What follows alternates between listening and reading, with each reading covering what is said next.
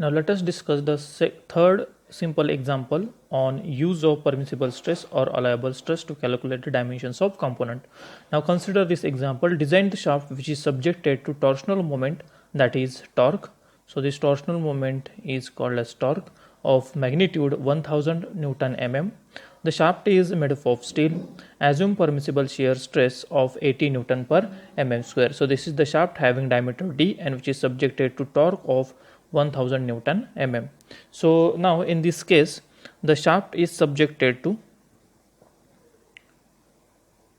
torsional shear stress. Okay, so the basic difference between this riveted joint and this shaft is this rivet here it is subjected to direct shear stress, and here the shaft is subjected to torsional shear stress. Even though the permissible shear stress we are going to use here, the type of induced stresses are different in the shaft and this rivet. So first write down, calculate permissible shear stress tau. So as tau is directly given, so we have to use this tau value 80 Newton per mm square which is given. Then second we have to write use induced stress equation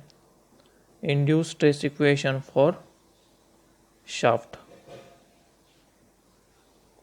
So as this shaft is subjected to torsional moment, so torsional shear stress is induced.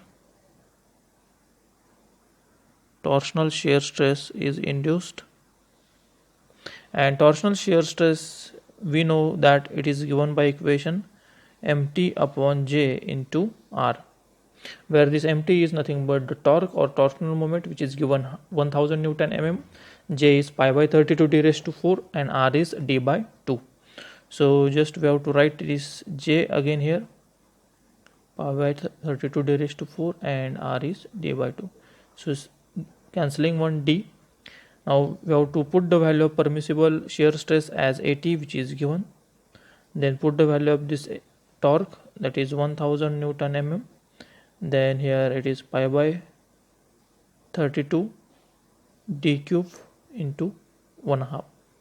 So if we solve this we will get the answer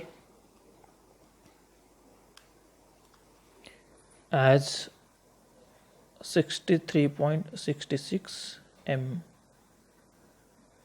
So in this way we can use the permissible stresses or allowable stresses to calculate the component. So in this example we have seen that the shaft is subjected to torque.